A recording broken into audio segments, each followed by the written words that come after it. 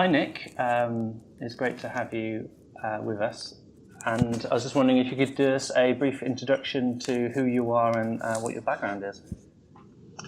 Sure. Hi. So my name's Nick Reed. I'm director of the Academy at TRL, and that's the kind of branch of TRL that is responsible for coordinating innovation and science across the business. But my background is in psychology, and I joined TRL 12 years ago to study driver behavior and driving performance. And in that, I did a lot of work looking at things like driver distraction, things like the effects of alcohol and fatigue on driving performance. And in 2010, Google announced they were working on their self-driving car. And suddenly you think, okay, this is real now, this is serious, and it's something that addresses all those topics I've been working on. Would enable people to be distracted, use their mobile phones when driving, and potentially save a lot of lives. So I began pushing for that as an area of research within TRL, and that's led to us winning various projects to look at automated vehicles in the UK.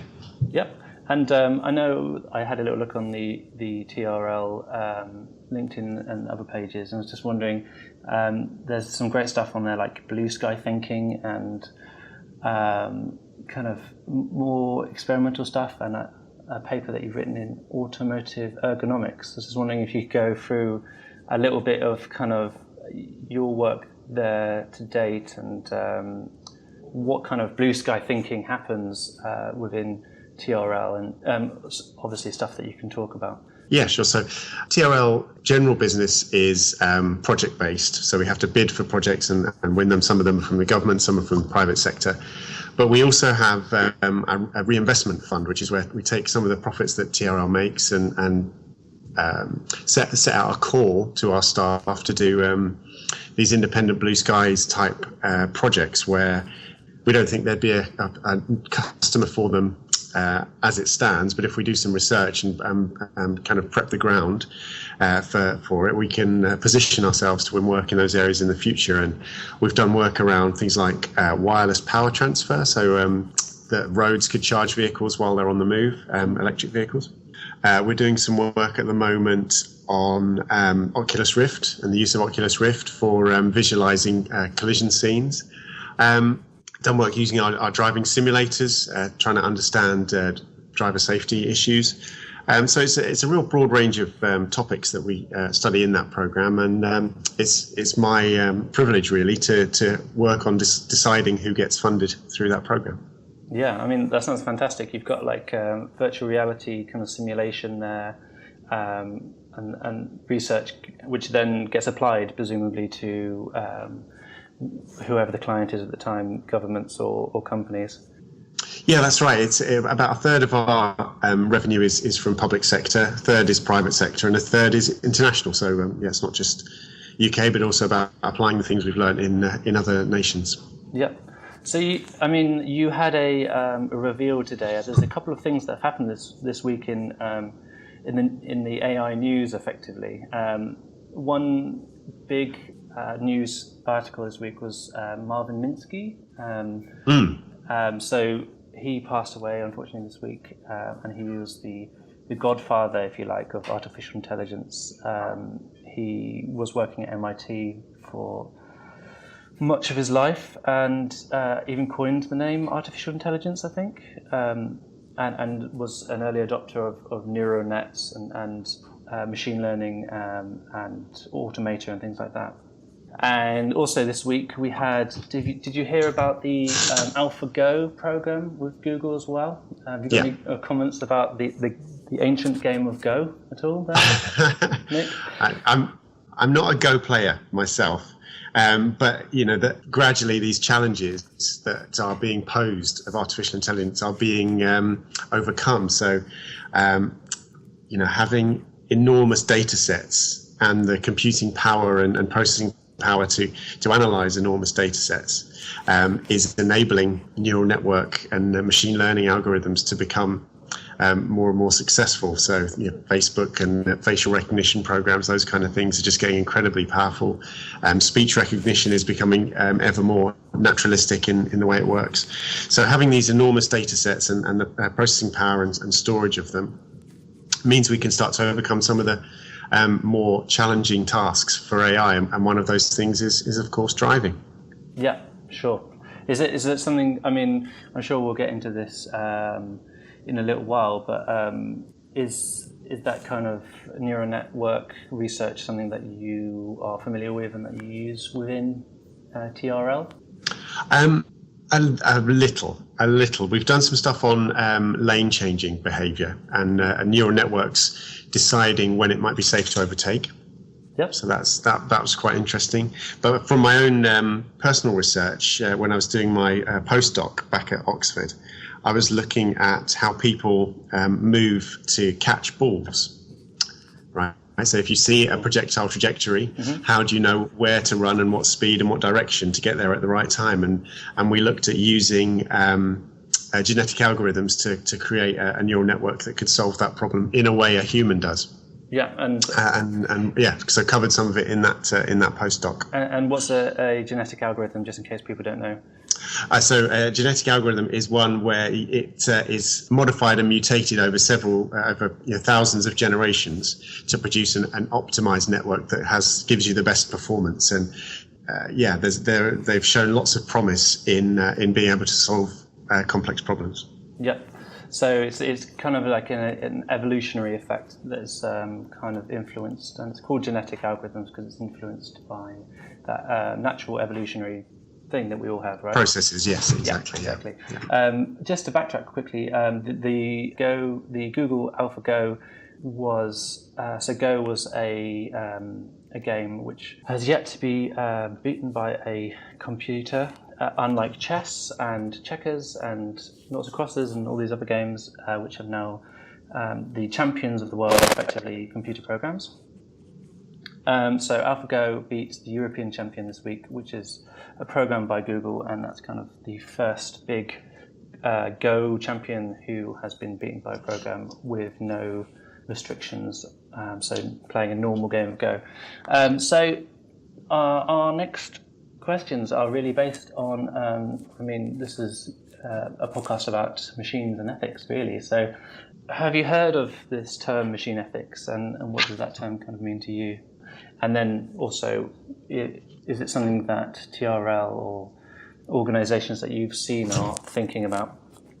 As a term, I think about ethics as a whole, defining what is right and wrong, and lots of different ways to define that, whether it's according to rules or produces the best outcomes or behaving in a virtuous manner. And for a number of years now, it's been part of what we think about in automated vehicles because of the trolley problem, which is something I'm sure many people have heard of. The trolley problem first described in the 60s, I think, where a trolley car, a tram, or so we'd call it, is heading down the tracks. Someone is tied to the tracks, and you can, 5 people are tied to the tracks. Yep. And the trolley will kill those 5 people unless you pull the lever and change the points, causing the trolley to go down an alternative path where there's only one person tied to the tracks. Yep. So the philosophical question in that is, would you pull the lever to change the points? The person who gets killed would have been otherwise unharmed, but you're saving 5 lives. And it's about thinking about the balance of producing what is the best outcome. So the parallel to that for automated vehicles is the situation where a collision is unavoidable.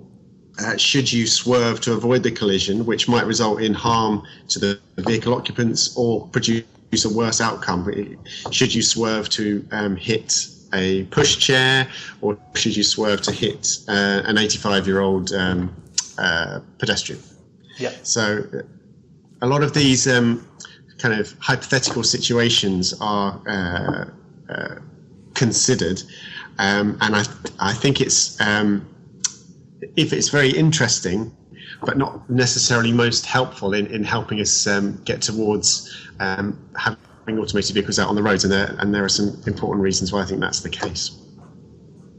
So, given this trolley problem, and things. So you're saying that your systems kind of already have an appreciation for there is going to be a collision, it's unavoidable, and you mentioned that you might collide with other objects or people or actors. So do your systems already know what a pushchair looks like, know what a cat looks like or a human being looks like at all? They will have to. I can't say that they do currently. Okay. They will have to. So we're working on these automated vehicles which currently don't know what cats are or what humans are? They certainly know what humans are, and they have to have that predictive capability, but being able to distinguish between a cat and a plastic bag that flies across the road is a difficult challenge for computer vision. Yeah, is that something that is being? I mean, because we've got Google Cars, we've got a lot of car manufacturers trying to get involved, like the Tesla, for example, getting involved with more automated car driving, whether it's automated parking or fully automated vehicles, which obviously haven't been given granted licenses yet. Do you think that we're still a long way from this sort of ideal of the systems knowing exactly who we are and what they're crashing into, for example? Because we make these, I mean, the trolley problem is a wonderful model, and we can see everything within that model, or simulation even.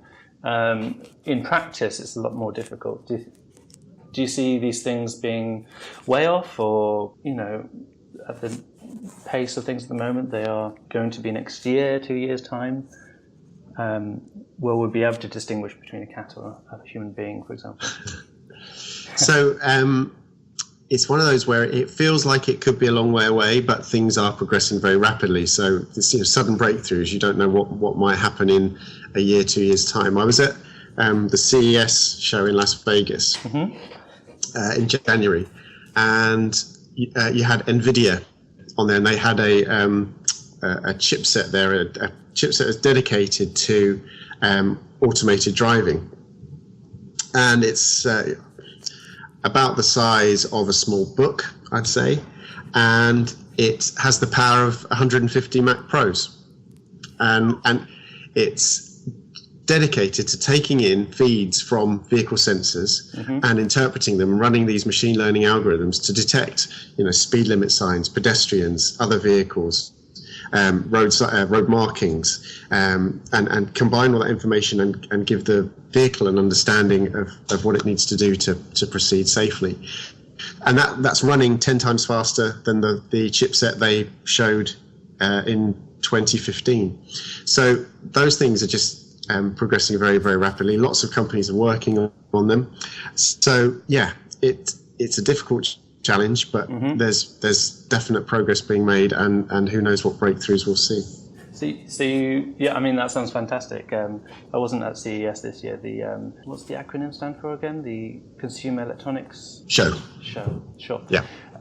Which happens every year in Las Vegas. You alluded to earlier that you're thinking about the implications of a decision. So is there any hard and fast kind of ethical frameworks that you're using to say whether it's more or less advantageous to make a decision in any direction? Say I needed to swerve left or right, how would you make that decision? So it's about minimizing harm. Minimizing harm. I think that's the simplest way to frame it. However, yes. that phrase in itself has do I mean minimize harm for the occupant? Do I mean minimize overall harm? So minimize harm to the network. So if I have one type of crash, it means the road gets blocked for 10 hours, and if not, it's 1 hour. Lots of different ways of framing the problem. I think what we will certainly have is in the event of any kind of collision or incident, you'll have a huge amount of data that is recorded about what has happened, and you'll be able to understand, did the vehicle behave in the way that was expected? Did it do what you thought it would do? And did it behave in a way that was the optimal choice? And you might have panels that have to decide if it was the optimal choice. And once that's been determined, that means that decision feeds into the next generation of algorithms that guide these vehicles, and those can be uploaded through over-the-air updates into all existing vehicles that are running the right software. So all vehicles suddenly learn from the behaviour of others, which I think will mean we see progress very, very quickly towards a kind of optimal state of driving by automated vehicles. Do you think? I mean, that is a massive issue for me, being as that there is these different companies. Do you think has there been many of these companies reaching out and saying, yes, we need to share information, we need to feed back our data that we take on the road in practice and feed it back to not just our own cars and systems and algorithms, but also to others to help them as well? Because obviously there's not currently a monopoly on automated cars. There's lots of different companies, and all their algorithms might be slightly different, producing different sorts of reactions. Do you know anything about that, Nick? No, I'm not sure. I have seen anyone making shared data available, freely available and shared. I could imagine it happening. Things like Google releasing the TensorFlow machine learning algorithms for use by any users or registered users. Mm-hmm. But there's value in the data, right? So Facebook and the facial recognition algorithms, they probably protect that for themselves.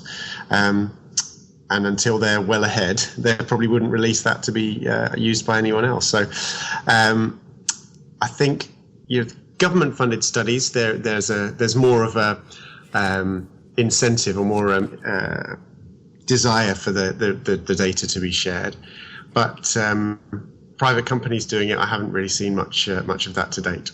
Yeah. Well, I mean, I think I could talk about that subject for a while, but we'll move on so we have this term kind of artificial intelligence, and for me that's kind of a broad term, right?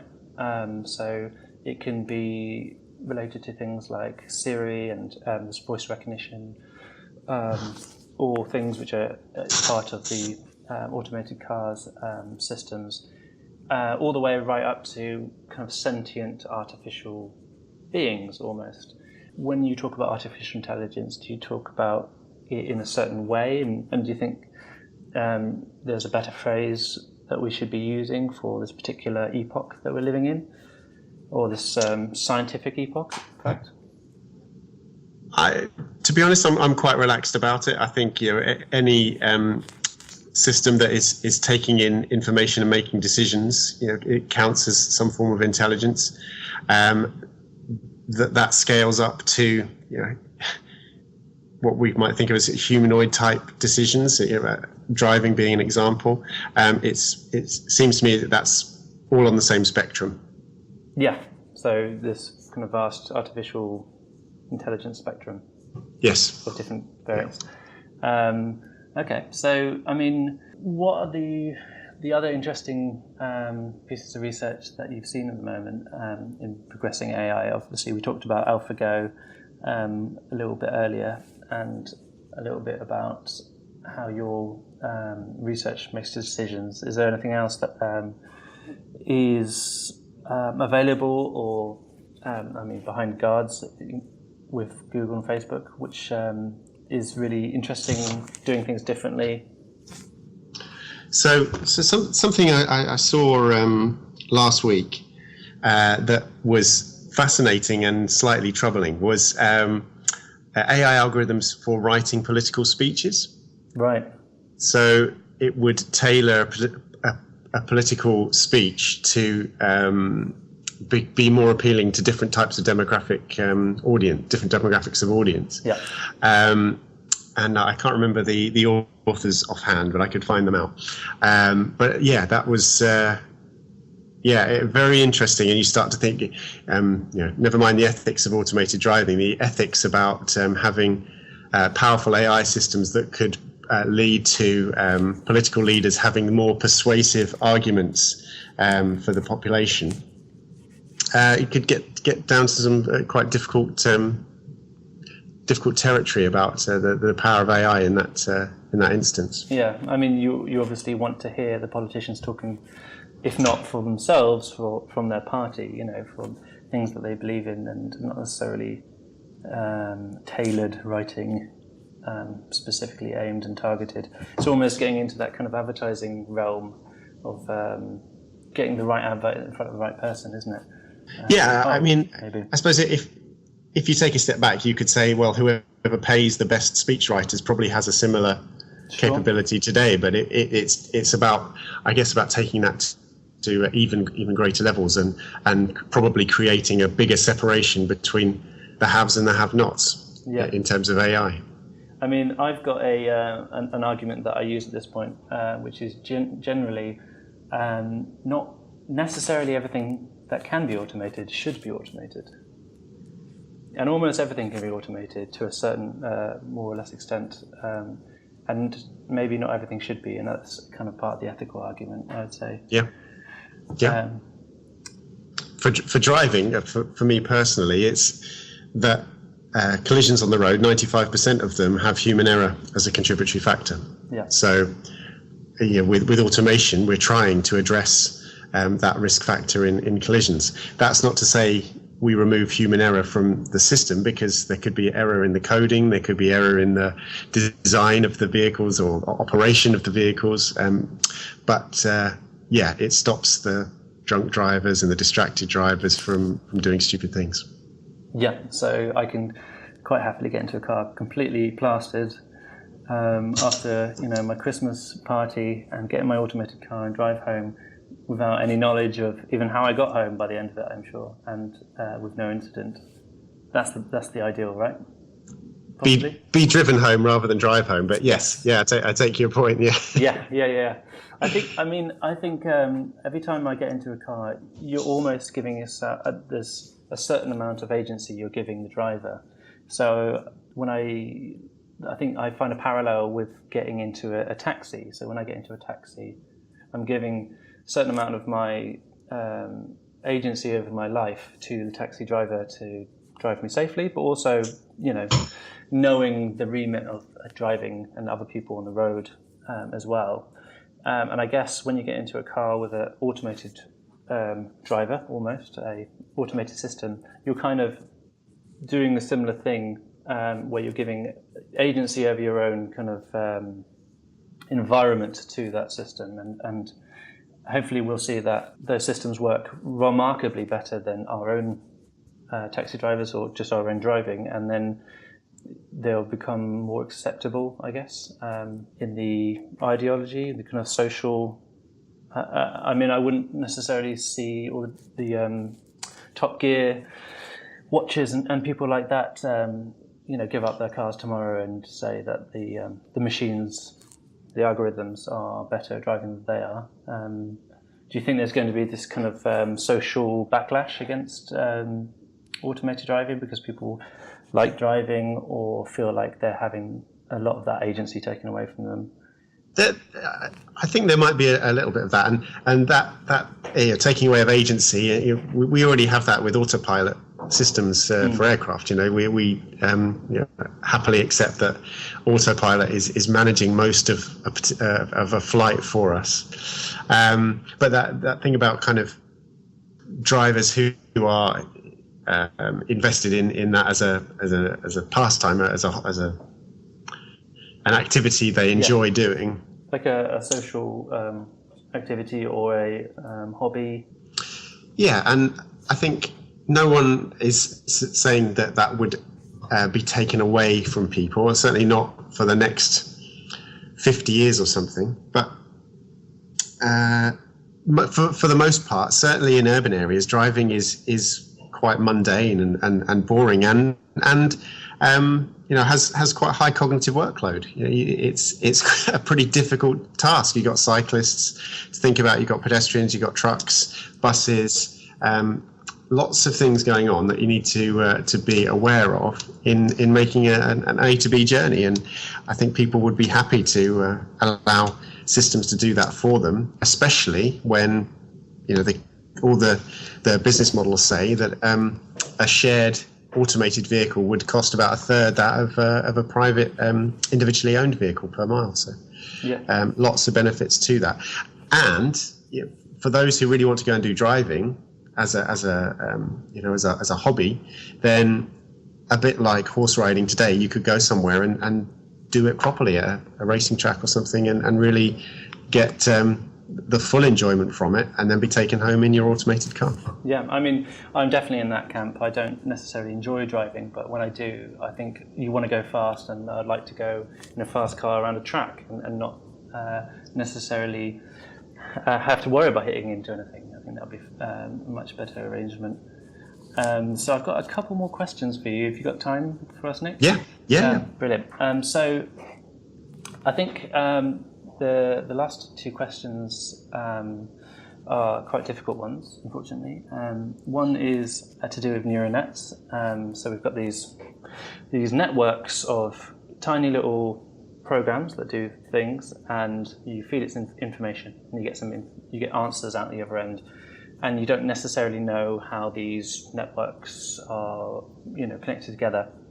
And then leading on from that, I guess, in a way, is people's kind of concern with AI and the way it's taking us. And Stephen Hawking and other eminent scientists and leaders like Elon Musk, for example, they've all signed these anti-artificial intelligence within arms agreements that they hope that the politicians would take up, as well as just warning against strong AI. So I guess everyone's looking to neural nets at the moment and seeing that as the big thing in artificial intelligence, as far as I can see. Do you think this, what is a neural network? If you could quickly explain it to our listeners. And like I just explained, what are the problems, I guess, inherent in using those networks? Okay, so a neural network is a set of algorithms that are based on the way the brain works. So where brain neurons collate the outputs of neurons are collated at synapse, and the synapse either chooses to fire and send off another signal or not, based on the collection of inputs that it receives. So a neural net in this, from a machine learning and computer-based perspective, is about turning the task that you're studying into a way of providing that as inputs into a neural network. That is then fed through layers of nodes of the neural network to produce an output at the other end, and the output can be compared to the idealized performance, and the result, the comparison between ideal and achieved output, is fed back into the neural network, and the weights, the connections between nodes on the network are adjusted to see if performance can be improved on with that new configuration. And eventually, through training the neural network, you're able to take your inputs to produce the right kind of output from the network. So that's broadly how they work. Then the question was about what are the difficulties in that approach, and I think what is difficult to capture is, if you've got a particular set of inputs, how did the network come to the decision that it produced a particular output? So, for instance, in the driving case, why did the vehicle choose to swerve left over swerving right? It might be quite difficult to understand through the design of the neural network that had made that decision why it chose to go left rather than going right. So there's a kind of black box nature to them, where it's quite hard to understand how a particular set of inputs led to a particular output. Yeah, so I mean, the one way I explain it sometimes with the automated cars, well, I mean, with any system like this, is if you have an implicit set of rules, then it will follow those rules. So if it works out that it's going to crash, and I programmed it to always swerve left, then it will swerve left. Whereas within the machine learning, the neural network situation, it goes through the network and it makes its decision at the end based on the inputs, and you don't necessarily know what the rule effectively is at that point. Mm-hmm. So the rule within that network at that specific time might be to swerve right in this situation, but there's no big label saying will swerve right given these inputs, which I think is not necessarily an issue, but it becomes quite difficult in, like you say, this black box scenario. If there is an issue or crash or something, and you're asking the system, I see you swerved right. That wasn't necessarily optimum, mainly because in the real world things change and it's quite hard to simulate every eventuality. How can we see what the system was saying at that point? And it's quite hard to interrogate the rule set effectively of the algorithm. And for driving, it would be impossible to do that. You couldn't program a vehicle to know how to deal with every single combination of journey, traffic conditions, pedestrians, weather. There's essentially infinite variation. So it has to be based on machine learning algorithms. So you're always stuck with that challenge in understanding why it chose a particular course of action. Yeah, I mean, do you think there might be some sort of way to interrogate the action before it happens? So go, I'm going to turn right here because of this, and go, and then use some sort of rule set to go, no, this isn't what we want you to do in this circumstance, go left. So a combination of those two, kind of implicit and interactive learning, or rule sets, let's say. What we'll have is, today a vehicle has to be type approved before it can be sold. So it goes through a number of regulatory tests to show that the airbag goes off in the right way, it has the right kind of occupant protection in the event of a collision. Mm-hmm. And as we move to the situation where the vehicle can be responsible for safe control, there will be additional tests that they have to go through. Some of them will be physical tests to make sure that the vehicle avoids hazards in the right manner. But some of them will be virtual tests, because in order to go through all the range of different combinations of weather, road type, surface friction, all those different parameters there could be, you would need to do that in a virtual setting. So there might be a range of virtual tests that are given to the algorithms that control the particular model of vehicle, and we can look at how well it performs in that standardized test set, which might be millions of different scenarios. Yeah, I mean, in an ideal world, it would be millions, because you don't want a particularly dogmatic system, which you sent out and realize, a couple of years down the road that there's this particular instance that it always gets wrong, and you have lots of things always going wrong in that particular instance. You want it to be as safe as possible, but then also carry on learning, I guess. I would have thought. Would you agree? I definitely agree, and that is happening now. So Tesla collecting data from their autopilot system and updating the software based on its performance. Yeah. So, I mean, I think that's fantastic. Do you have any kind of reservations with AI and like Elon Musk and Stephen Hawking's, the kind of more super intelligent or dangerous Terminator style artificial intelligence that we might get to if we continue putting this much effort and energy into developing bigger and better artificial intelligence? So I don't think the biggest concern I have is that it won't be kind of equitable, that there'll be haves and have-nots. There of course there are today, but I think that could be greatly exaggerated by those who have access to these kinds of systems and those that don't, and that could lead to greater kind of disparity between quality of life between different regions or populations. I think is probably the thing that concerns me. Right. So it's to do with the democratic use of these technologies to open it up to more people. To make the benefits shared more equitably, I think is the way I'd phrase it. Yeah. Mm-hmm.